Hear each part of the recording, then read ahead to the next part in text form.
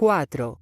Las crónicas de la tierra. Como si no hubiera suficiente con las similitudes genealógicas y guerreras entre dioses griegos e hindúes, las tablillas descubiertas en los archivos reales hititas, en un lugar que en la actualidad recibe el nombre de Bogascoy, contenían más relatos de la misma historia, la de la lucha por la supremacía entre los dioses, a medida que se sucedían las generaciones. Los textos más extensos que se han descubierto trataban, como sería de esperar, de la deidad suprema hitita, Tesub. Concretamente, de su genealogía, de sus legítimas pretensiones de controlar las regiones superiores de la tierra, y de las batallas que el dios Kumarbi había lanzado contra él y contra sus descendientes. Al igual que en los relatos griegos y egipcios, el vengador de Kumarbi se ocultaba con la ayuda de dioses aliados, hasta que crecía en algún lugar en una parte oscura de la tierra. Las batallas finales tenían lugar en los cielos y en los mares. En una de esas batallas, Tesub recibía el respaldo de 70 dioses con sus carros. Derrotado en un principio, y teniéndose que ocultar o exilar, Tesub se enfrentaba finalmente al que le había desafiado en un combate singular. Armado con el trueno atormentador que dispersa las rocas a 90 estadios y el relámpago de espantoso resplandor, ascendía hacia el cielo en su carro, tirado por 2 toros del cielo dorados y plateados, y desde los cielos puso la cara hacia su enemigo. Aunque en las fragmentadas tablillas falta el final del relato, es evidente que Tesub salía finalmente victorioso. ¿Quiénes eran estos antiguos dioses que luchaban entre sí por la supremacía y buscaban el control de la tierra enfrentando a unas naciones con otras? Quizás podamos encontrar pistas importantes en los tratados con los que se terminaron algunas de estas guerras entabladas por los hombres para sus propios dioses. Cuando egipcios e hititas hicieron la paz después de más de 2 siglos de guerras, se selló con el matrimonio de la hija del rey hitita Hattusilish III con el faraón egipcio Ramsés II. El faraón registró en una estela conmemorativa el acontecimiento que construyó en Karnak, cerca de Asuán en Elefantina, y en Abu Simbel. Al describir el viaje y la llegada de la princesa a Egipto, la inscripción cuenta que, cuando su majestad vio que era tan hermosa de rostro como una diosa, se enamoró de ella y la consideró algo precioso que le había concedido el dios Ta y una señal del reconocimiento hitita de su victoria. Lo que todas estas maniobras diplomáticas suponían se aclara en otras partes de la inscripción. 13 años antes, Hattusilish le había enviado al faraón el texto de un tratado de paz, pero Ramsés II, dándole vueltas aún a su casi fatídica experiencia en la batalla de Kadesh, lo ignoró. El gran jefe de Hatti siguió escribiendo año tras año para aplacar a su majestad, pero el rey Ramsés no prestaba atención. Por fin, el rey de Hatti, en vez de enviar mensajes inscritos en tablillas, envió a su hija mayor, precedida de un precioso tributo y acompañada por nobles hititas. Preguntándose lo que significarían todos aquellos regalos, Ramsés envió una escolta egipcia a su encuentro, para que acompañara a los hititas. Y tal como se explica más arriba, sucumbió a la belleza de la princesa, la convirtió en reina y la llamó Ma'at-Neferu-Ra, la belleza que ve Ra. Nuestros conocimientos de la historia y de la antigüedad también sacan provecho de ese amor a primera vista, pues el faraón aceptó entonces aquel insistente tratado de paz, y pasó a plasmarlo por escrito también en Karnak, no lejos de donde había conmemorado el relato de la batalla de Kadesh y el de la hermosa princesa hitita. Los egiptólogos han descubierto, descifrado y traducido 2 copias, una casi completa y otra fragmentaria. De modo que no solo tenemos el texto completo del tratado, sino que también sabemos que el rey hitita escribió el tratado en lengua acadia que, por aquel entonces, era el idioma de las relaciones internacionales, como lo fue el francés hace un siglo. Al faraón se le envió una copia del original acadio escrito en una tablilla de plata, que la inscripción egipcia de Karnak describe así. Lo que está en medio de la tablilla de plata, en la parte frontal. Figuras consistentes en una imagen de Set, abrazando a una imagen del gran príncipe de Hatti, rodeadas por un borde con las palabras que dicen, el sello de Set, soberano del cielo, el sello de la regulación que Hattusilish hizo, lo que hay dentro de lo que rodea la imagen del sello de Set por el otro lado. Figuras consistentes en una imagen femenina de la diosa de Hatti, abrazando a una imagen femenina de la princesa de Hatti, rodeadas por un borde con las palabras el sello de Ra de la ciudad de Harina, el señor de la tierra. Lo que está dentro del marco que rodea a las figuras. El sello de Ra de Harina, el señor de toda tierra. En los archivos reales hititas, los arqueólogos han descubierto de hecho unos sellos reales, en donde se ve a la principal deidad hitita abrazando al rey hitita, exactamente como se describe en los registros egipcios, incluso con la inscripción que rodea el borde del sello. Contra todo pronóstico, el mismo original del tratado, inscrito en acadio en 2 tablillas, se encontró también en estos archivos. Pero los textos hititas llaman a su principal deidad Tesub, no Set de Ati. Dado que Tesub significaba tormenta ventosa, y Set, a juzgar por su nombre griego, tifón, significaba viento feroz, da la impresión de que egipcios e hititas tenían emparejados sus panteones de acuerdo con los sobrenombres de sus dioses. En línea con esto, a la esposa de Tesub, Ebat, se le llamaba Dama de los Cielos, para igualar a la diosa por su título con la versión egipcia del tratado.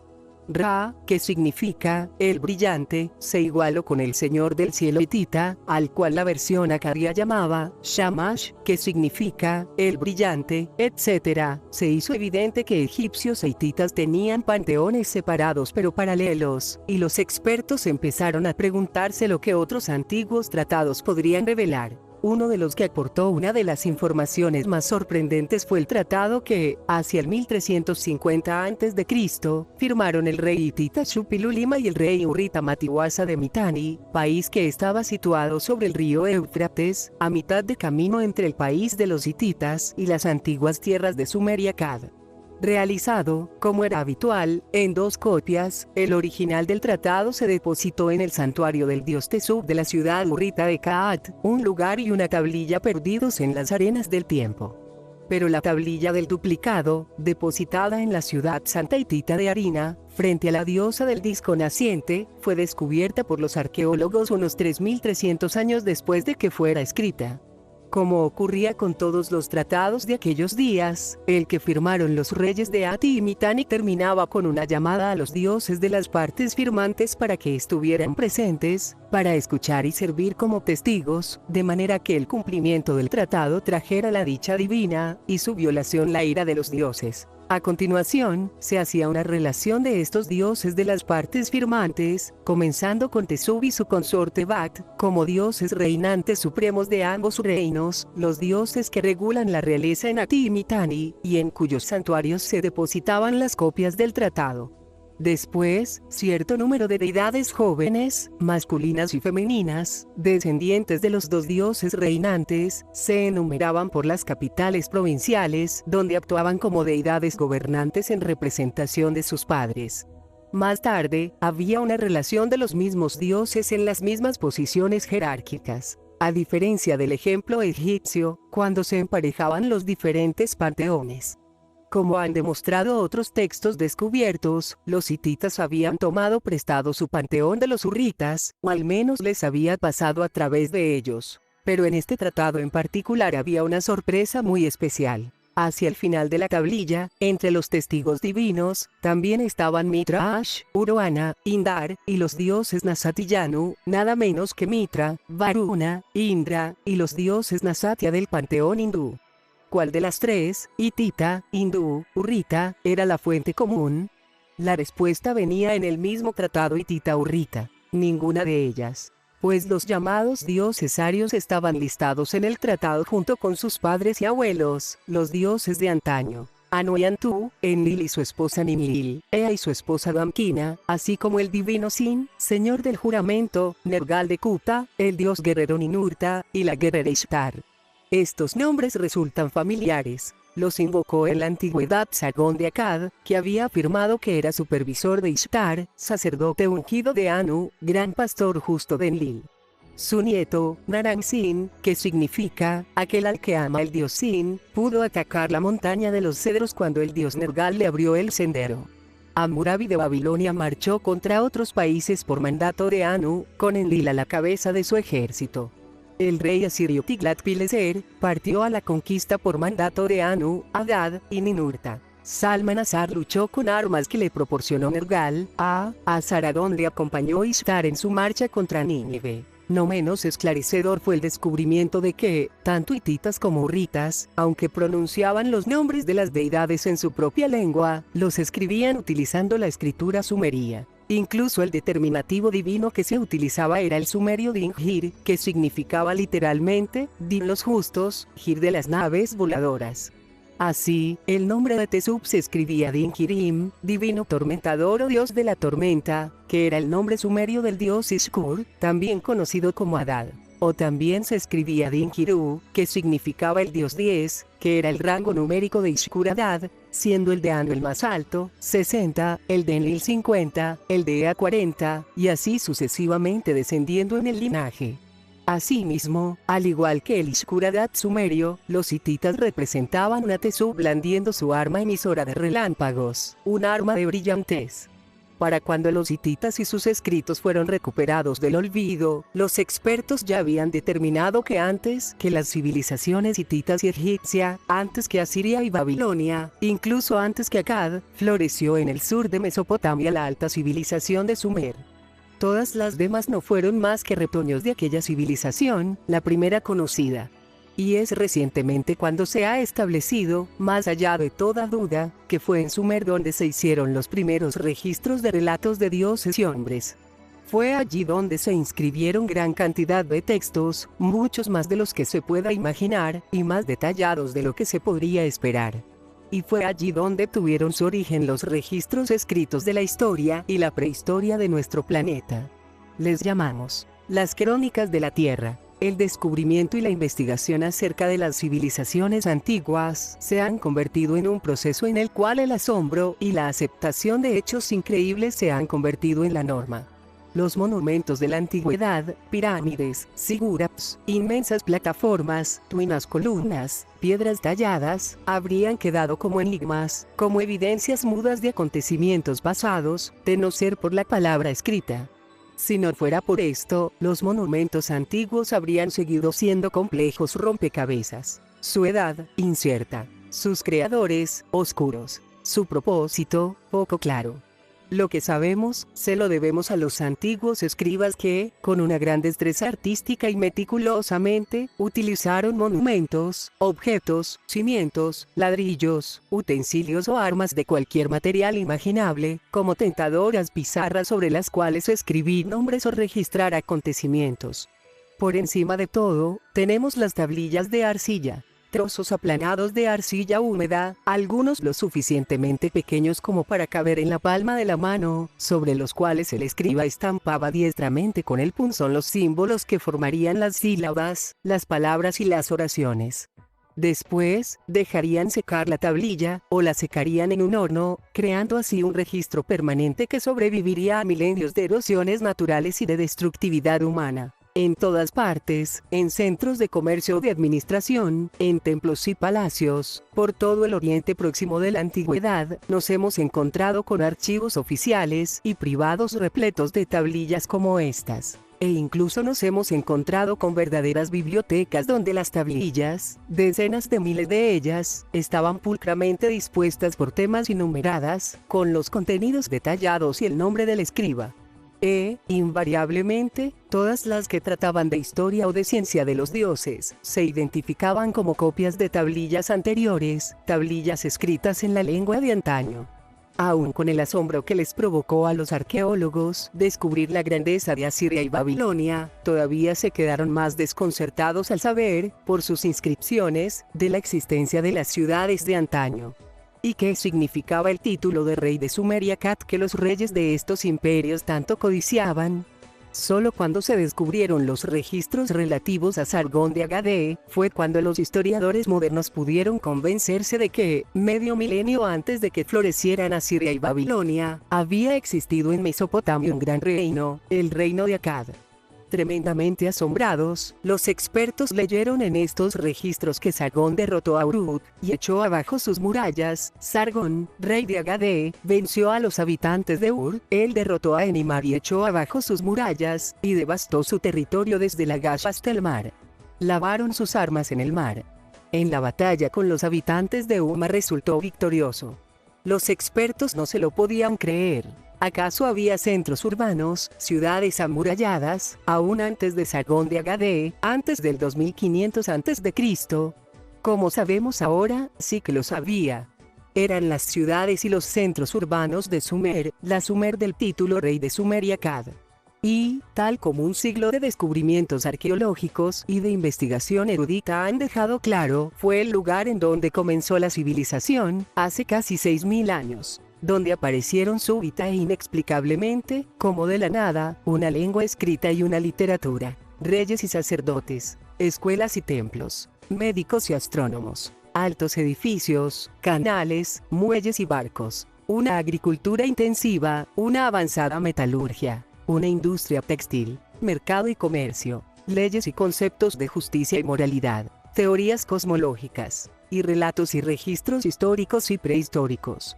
En todos estos escritos, sean largos relatos épicos o proverbios de 2 líneas, sean inscripciones mundanas o divinas, emergen los mismos hechos como principios inquebrantables de los sumerios y de los pueblos que les siguieron. En el pasado, los Dingir, los justos de las naves voladoras, los seres a los que los griegos comenzaron a llamar dioses, vinieron a la Tierra desde su propio planeta. Eligieron el sur de Mesopotamia como hogar lejos del hogar. Llamaron al país Quienhir, que significa tierra del señor de las naves voladoras en el nombre acadio era, Shumer, que significaba tierra de los guardianes, y establecieron allí sus primeros asentamientos en la tierra. La afirmación de que los primeros en hacer poblaciones en la tierra fueran astronautas de otro planeta no la hicieron los sumerios a la ligera.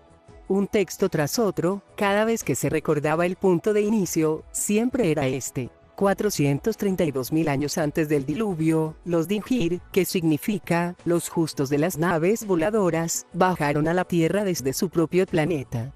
Los sumerios lo consideraban el 12º planeta del sistema solar, un sistema compuesto por el Sol en el centro, la Luna, los 9 planetas que conocemos hoy en día, y un planeta más grande cuya órbita duraba un shar, 3.600 años terrestres. Según ellos, esta órbita lleva al planeta a una estación en los distantes cielos, para devolverlo después al vecindario de la Tierra, pasando entre Marte y Júpiter. En esta situación, representada en un antiguo dibujo sumerio de 4500 años de antigüedad, el planeta recibía el nombre de Nibiru, que significa cruce, y su símbolo era la cruz.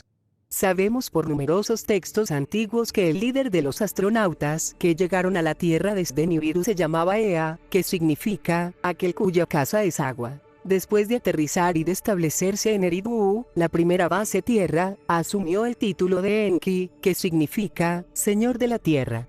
En las ruinas de Sumer, se encontró un texto que registra su aterrizaje en la Tierra, tratado en primera persona. Cuando llegué a la Tierra había muchos lugares inundados.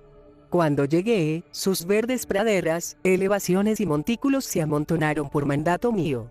Construí mi casa en un lugar puro, mi casa, su sombra se extiende por el pantano de la serpiente. El texto pasa a describir después los esfuerzos de Ea en las grandes obras de construcción que se emprendieron en las tierras pantanosas de la cabecera del Golfo Pérsico. Él mismo hizo un estudio de aquellas tierras, diseñó canales de drenaje y de control de agua, construyó diques, excavó zanjas y levantó a estructuras de ladrillos hechos a partir de las arcillas de la zona. Unió con canales los ríos Tigris y Éufrates, y en los límites de las tierras pantanosas construyó su casa de agua, con un embarcadero y otras instalaciones. Todo esto tenía un motivo. En su planeta hacía falta oro. No para la joyería u otros usos caprichosos, pues en ningún momento durante los milenios que siguieron se les vio a estos visitantes de la Tierra llevar joyas de oro. Sin duda, el oro se necesitaba para los programas espaciales de los nibiruanos, como se hace evidente en las referencias de los textos hindúes, que dicen que los carros celestes se cubrían de oro. Ciertamente el oro es vital en muchos aspectos para los instrumentos y los vehículos espaciales terrestres de la actualidad. Pero no era esa la única razón para que los nibiruanos buscaran con gran intensidad oro en la Tierra, ni para que hicieran tan inmensos esfuerzos por obtenerlo y transferirlo en grandes cantidades a su propio planeta. Este metal tiene unas propiedades únicas, que lo convertían en una necesidad vital para ellos, pues tenía que ver con su propia supervivencia en su planeta de origen. En la medida de nuestra limitada comprensión, quizás necesitaran el oro para suspenderlo en partículas en la delicada atmósfera de Nibiru, evitando así una disipación crítica. Ea, que era hijo del soberano de Nibiru, fue una buena elección para esta misión. Era un brillante científico e ingeniero al que llamaban Nudimud, que significa, el que elabora cosas. El plan, tal como indicaba su sobrenombre, Ea, consistía en extraer el oro de las aguas del tranquilo Golfo Pérsico y de las pocas profundas tierras pantanosas adyacentes que se extienden desde el Golfo hacia el interior, en Mesopotamia.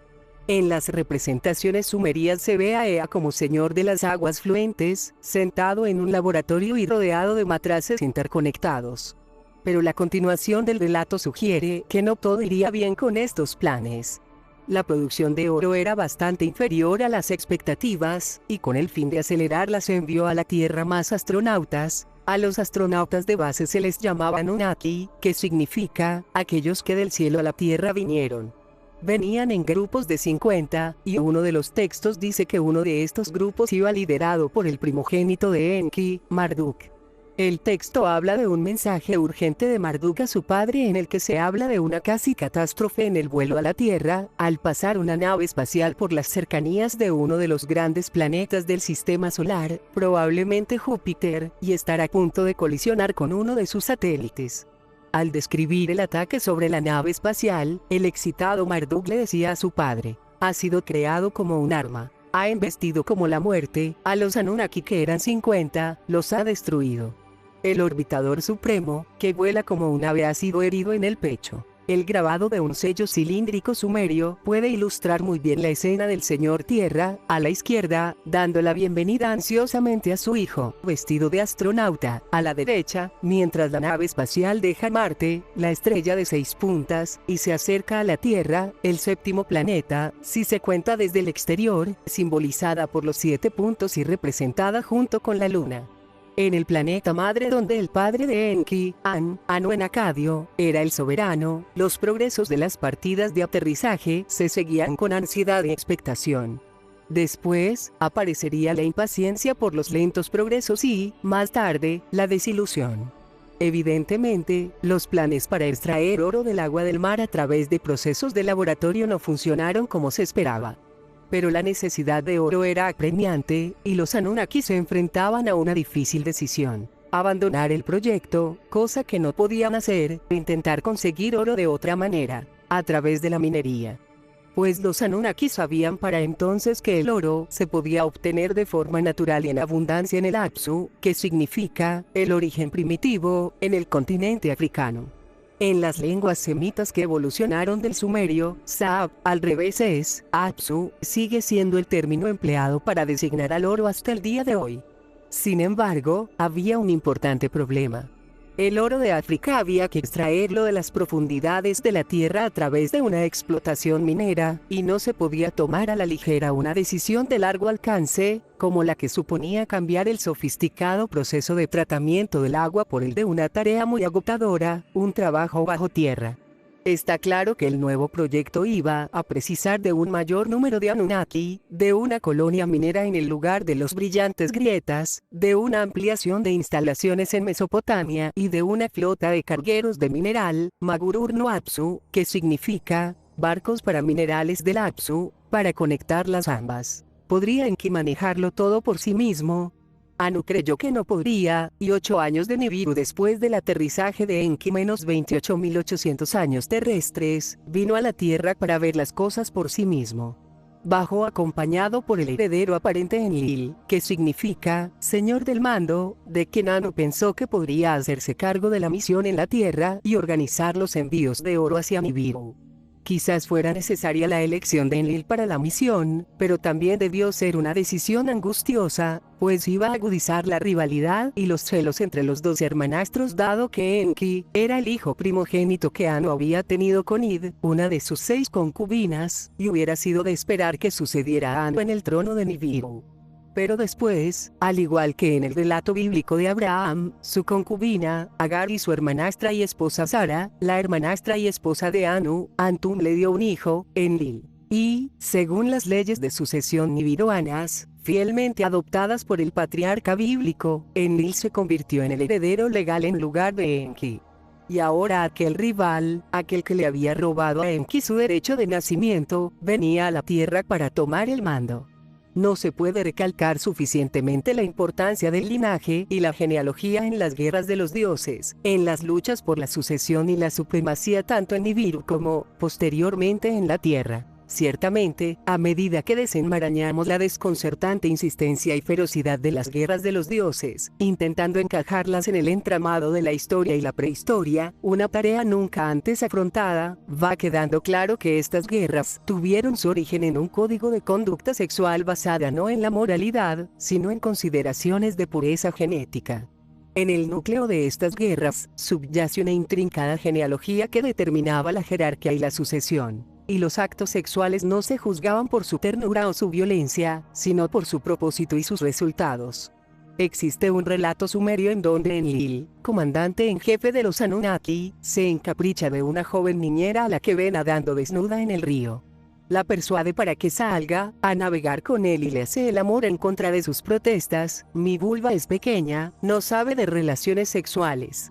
A pesar de su rango, Enlil es arrestado por los 50 dioses superiores cuando vuelve a su ciudad, Nippur, y los 7 Anunnaki que juzgan lo encuentran culpable de violación, sentenciándole al exilio en el Apsu. Se le perdonó al casarse con la joven diosa, que le había seguido al exilio. Muchas canciones celebraban la historia de amor entre Inanna y un joven dios llamado Dumuzi, en los cuales sus encuentros se describían con una ternura conmovedora. Oh, que se pose su mano en la mía para mí, oh, que se pose su corazón junto al mío para mí. No solo es dulce dormir de la mano con él, lo más dulce de todo es también la dicha de unir corazón con él. Podemos comprender el tono aprobatorio del verso, debido a que Dumuzi era el pretendido novio de Inanna, elegido por ella con la aprobación de su hermano Utushamash. Pero ¿cómo explicar un texto en el cual Inanna describe un apasionado romance con su propio hermano? Mi amado me encontró, disfrutó conmigo, se regocijó conmigo. El hermano me llevó a su casa, me echó en su dulce lecho. Al unísono, lo hicimos con la lengua al unísono, mi hermano de hermoso rostro lo hizo 50 veces. Esto solo se puede comprender si tenemos en mente que el Código octavo prohibía el matrimonio, pero no las relaciones sexuales entre hermano y hermana. Por otra parte, sí que se permitía el matrimonio con una hermanastra. Y los hijos varones tenidos con una hermanastra tenían prioridad en el orden jerárquico.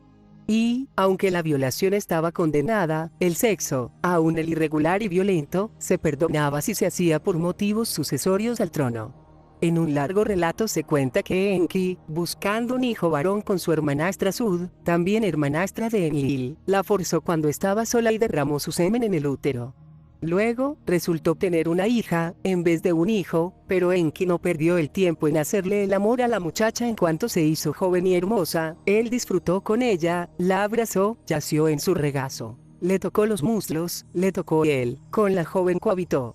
Y esto siguió así, con una sucesión de jóvenes hijas, hasta que Sud le echó una maldición a Enki, que lo paralizó. Solo entonces dejó estas payasadas sexuales en busca de un heredero varón. Cuando Enki llevó a cabo todas estas aventuras sexuales, ya estaba casado con Ninki, lo cual ilustra que el mismo código que condenaba la violación no prohibía las relaciones extramatrimoniales.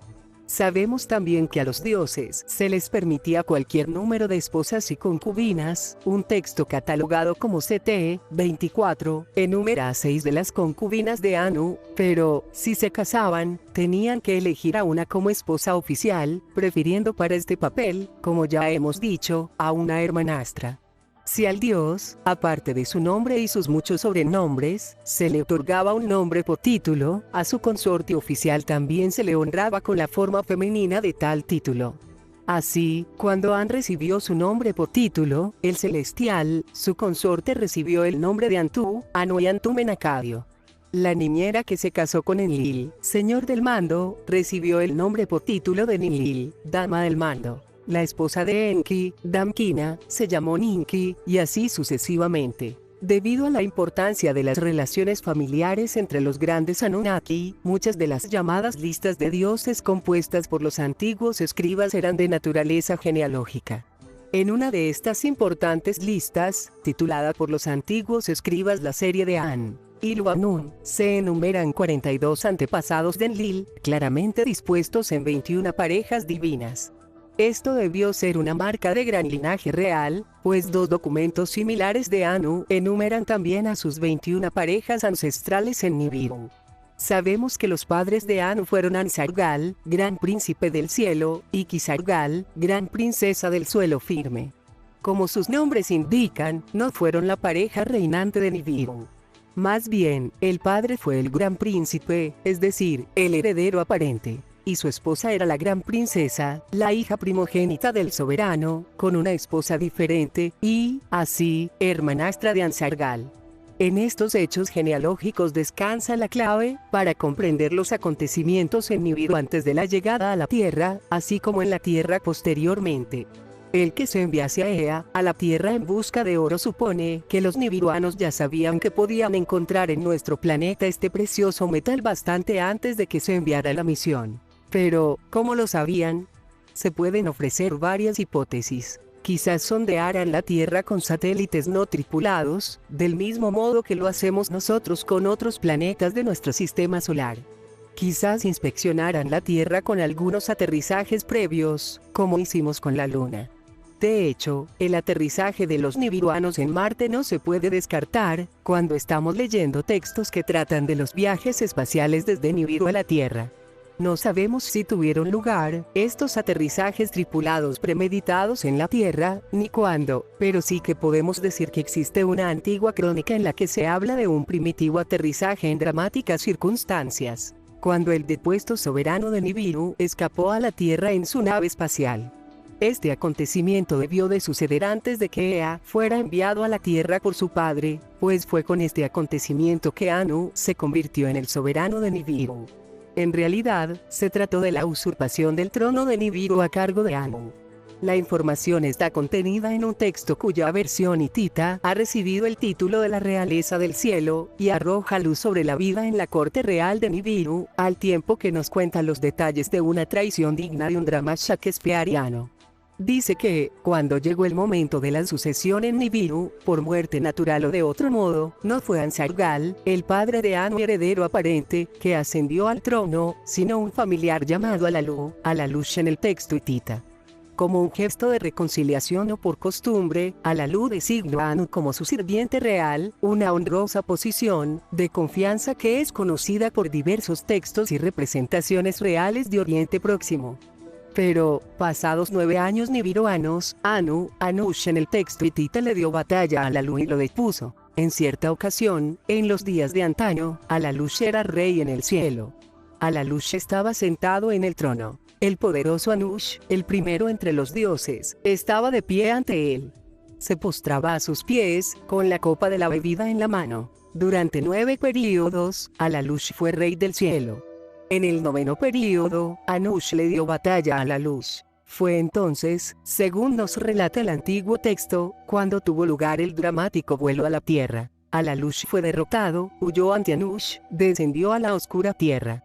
Anush tomó asiento en el trono. Aunque es muy posible que gran parte de lo relativo a la Tierra y sus recursos se conociera en Nibiru aún antes del vuelo de Alalu, el hecho es que tenemos aquí el registro de la llegada a la Tierra de una nave espacial nibiruana, muy anterior a la misión de Ea en nuestro planeta.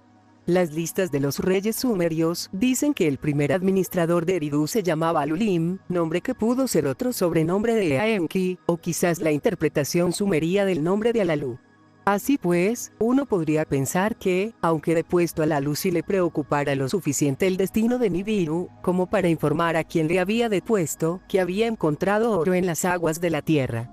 Y pudo ser esto lo que sucedió, dado que el usurpador y depuesto se reconciliaron a continuación, pues Anu se apresuró a designar a Kumarbi, nieto de Alalu, servidor real. Pero el gesto de reconciliación solo hizo que la historia de Nibiru se repitiera. A pesar de todos los honores concedidos, el joven Kumarbi no podía olvidar que Anu había usurpado el trono de su abuelo y, con el tiempo, la enemistad de Kumarbi hacia Anu se fue haciendo cada vez más obvia, hasta que Anu no pudo soportar la mirada de los ojos de Kumarbi. Y así fue que, cuando decidió hacer su visita a la Tierra, llevando consigo a su heredero aparente, Enlil, Anu estimó conveniente llevarse también al joven Kumarbi. Pero estas dos decisiones terminarían convirtiendo su visita en una serie de conflictos, y al menos para Anu, en algo sumamente angustioso. La decisión de llevar a Enlil a la Tierra y ponerlo al mando de todo, llevó a unas acaloradas discusiones con Enki, discusiones de las que se hacen eco los textos descubiertos hasta ahora. El molesto Enki amenazaba con dejar la Tierra y volver a Nibiru, pero podía confiar en que no se atreviera a usurpar el trono allí. Sí, por otra parte y como un acuerdo, se quedará el mismo Anu en la Tierra, designando a Enlil como regente en Nibiru. Enlil dejaría la regencia cuando Anu volviera. Al final, se decidió echarlo a suertes, que el destino determinará lo que había de ser. El reparto de poderes que hubo lugar entonces se menciona una y otra vez en los textos sumerios y acadios. Una de las crónicas de la Tierra más largas que se conocen es un texto llamado La Epopeya de Atrahasis, y aquí también se registra la extracción de suertes y sus resultados. Los dioses se tomaron de las manos, después sacaron suertes y repartieron. Anu se fue al cielo. A Enlil se le asignó la tierra. El mar, que a la tierra como un lazo circunda, se le dio al príncipe Enki. Enki bajó al Apsu, asumió la soberanía del Apsu. Convencido de que se las había ingeniado para separar a los dos hermanos rivales, Anu subió al cielo. Pero en los cielos de la tierra, le aguardaba un inesperado giro de los acontecimientos. Quizás como precaución, a Kumarbi se le dejó en la plataforma orbital de la Tierra y, cuando Anu volvió a ella, listo para partir en su largo viaje de vuelta a Nibiru, Kumarbi, enfurecido, se enfrentó a él. Las duras palabras no tardaron en dejar paso a una pelea violenta. Anu le dio batalla a Kumarbi, Kumarbi le dio batalla a Anu. En cierto momento, Kumarbi se impuso a Anu en la pelea, y Anu forcejeó para liberarse de las manos de Kumarbi. Pero Kumarbi aún pudo agarrar por los pies a Anu y le mordió entre las rodillas, hiriendo a Anu en su virilidad. Se han encontrado antiguas representaciones acerca de este hecho, así como del hábito de los Anunnaki en la lucha de herir al otro en los genitales. Mutilado y con dolor, Anu emprendió el camino de vuelta hacia Nibiru, dejando a Kumarbi detrás, con los astronautas que tripulaban las plataformas orbitales y la lanzadera. Pero, antes de partir, le lanzó una maldición a Kumarbi, la de 3 monstruos en su vientre.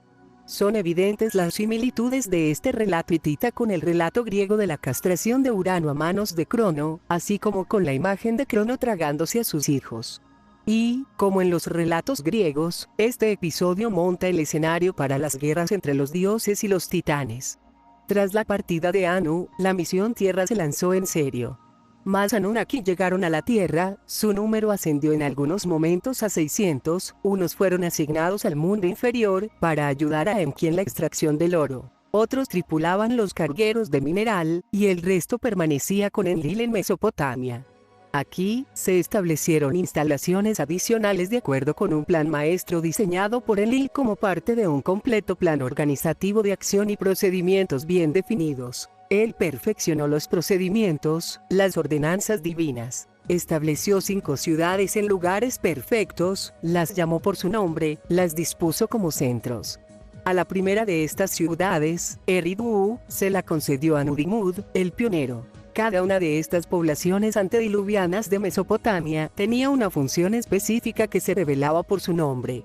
La primera fue Eridu, que significa casa construida en la lejanía, la instalación para la extracción de oro junto a las aguas, que fue siempre la morada mesopotámica de Ea. La siguiente fue Bativirá, que significa lugar brillante donde el mineral se finaliza, fue el centro metalúrgico de fundición y refinado. Después fue Larak, que significa viendo el brillante fulgor, era una ciudad baliza para guiar los aterrizajes de las naves espaciales. La siguiente fue Sipar, que significa ciudad ave, era el lugar de aterrizaje, y Shurupag, que significa el lugar del supremo bienestar, equipada con un centro médico. Se puso al cargo de Sud, la que resucita, hermanastra de Enki y Enlil. También se construyó otra ciudad baliza, la Arsa, que significa viendo la luz roja, pues la complejidad de la operación dependía de una estrecha coordinación entre los Anunnaki que habían aterrizado en la Tierra y los 300 astronautas, llamados Igigi, que significa, aquellos que ven y observan, que permanecían en órbita alrededor de la Tierra, haciendo el papel de intermediarios entre la Tierra y Nibiru. Los Igigi se mantenían en los cielos de la Tierra, en las plataformas orbitales, a las cuales se enviaba el mineral procesado en la Tierra para, posteriormente, ser transferido a las naves espaciales que llevarían el oro al planeta madre en sus periódicas aproximaciones. Astronautas y equipos utilizaban las mismas estaciones para llegar a la Tierra, pero en sentido inverso. Todo esto precisaba de un centro de control de misiones que Enlil procedió a construir y equipar. Se le llamó Nibruki, que significa el lugar terrestre de Nibiru, Nippur en acadio. Allí, en la cima de una plataforma artificial elevada y equipada con antenas, el prototipo de las mesopotámicas torres de Babel, estaba la cámara secreta, la Dirga, que significa cámara oscura y brillante, donde se extendían los mapas espaciales, los emblemas de las estrellas, y donde se conservaba el Duranki, que significa lazo cielo-tierra. Las crónicas afirman que los primeros asentamientos de los Anunnaki en la Tierra fueron dispuestos como centros. A esta enigmática afirmación habría que añadir la desconcertante declaración de los reyes postdiluvianos de que, cuando se restablecieron las ciudades de Sumer arrasadas por el diluvio, siguieron el imperecedero plano del terreno, al cual para siempre se determinó la construcción. Es el que lleva los dibujos de los tiempos de antaño y la escritura del cielo superior. El enigma se resuelve si marcamos estas primeras ciudades establecidas por Enki y Enlil sobre el mapa de la región y las interconectamos con círculos concéntricos. Entonces vemos que efectivamente fueron dispuestas como centros, todos equidistantes del centro de control de misiones de Nippur. Ciertamente, había un plano del cielo superior, pues solo podía tener sentido si se observaba todo Oriente Próximo desde las alturas superiores de la Tierra. Tomando como punto de referencia los picos gemelos del monte Ararat, el rasgo más llamativo de la región, los Anunnaki situaron el espacio puerto donde la línea norte, basada en el Ararat, cruzaba el río Éufrates. En este imperecedero plano del terreno, todas las ciudades estaban dispuestas formando una flecha, señalando la ruta de aproximación al espacio puerto de Sipar. Los periódicos envíos de oro a Nibiru mitigaron las preocupaciones, incluso las rivalidades, en aquel planeta, pues Anu siguió siendo su soberano durante muchísimo tiempo. Pero, en la Tierra, los principales actores estaban presentes en su oscuro escenario, para dar salida a cualquier emoción imaginable, así como a increíbles conflictos.